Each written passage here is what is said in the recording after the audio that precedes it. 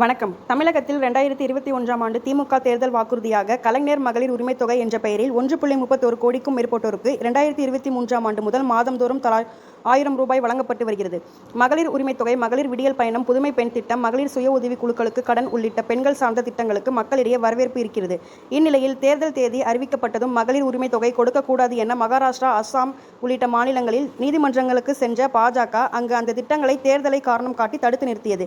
அதுபோல் தமிழகத்திலும் தேர்தலுக்கு முன்பே இந்த திட்டங்களை நிறுத்த பாஜக முயற்சி செய்ததாகவும், அது தனக்கு தெரிய வந்ததால் பிப்ரவரி, மார்ச், ஏப்ரல் ஆகிய மாதங்களுக்கு தலா 1000 கோடைக்கால தொகுப்பு நிதியாக ரூ.2000 என மொத்தம் 5000ஐ யாரும் எதிர்பாராத வகையில் திடீர் ட்விஸ்டாக விடிந்ததும் வங்கிக் கணக்கில் திமுக அரசு போட்டுவிட்டது.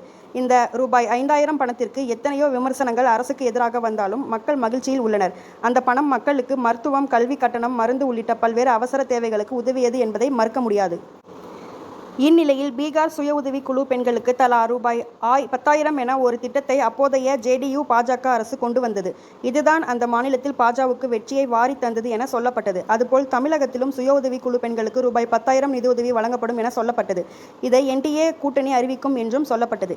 இந்நிலையில் அந்த ரூ.10,000ஐ 1.51 கோடி பெண்களின் வங்கிக் கணக்கில் வரவு வைக்க திமுக அரசு முடிவு செய்திருந்ததாக சொல்லப்படுகிறது. அதன்படி இன்று காலை 7 மணிக்கு அந்த பணத்தை செலுத்த முடிவு செய்திருந்ததாக சொல்லப்படுகிறது. இதுகுறித்து மூத்த பத்திரிகையாளர் ராஜகோபாலன் தனது எக்ஸ் வலைதள பக்கத்தில் கூறியிருப்பதாவது: திமுகவுக்கு பின்னடைவு. இன்று காலை 7 மணிக்கு 1.51 கோடி பெண்களுக்கும் தலா ரூ.10,000ஐ வழங்க திட்டமிட்டிருந்தது. ஆனால் நல்ல வேளையாக தமிழக தேர்தல் தேதியை தேர்தல் ஆணையம் ஞாயிற்றுக்கிழமையே அறிவித்துவிட்டது. இதையடுத்து தேர்தல் நடத்தை விதிகள் உடனே அமலுக்கு வந்ததால் திமுக பெரும் பின்னடைவாக பார்க்கப்படுகிறது. வரும் தேர்தலில் திமுக வெற்றி பெறாது என தெரிந்துவிட்டது. அதனால்தான் அரசு கஜானாவை காலி செய்து புதிதாக பொறுப்பேற்கும் அரசை கடனில் தத்தளிக்க திட்டமிட்டது. இதெல்லாம் நடக்காமல் தேர்தல் ஆணையம் தேர்தல் தேதியை அறிவித்தது என அறிவித்துள்ளார்.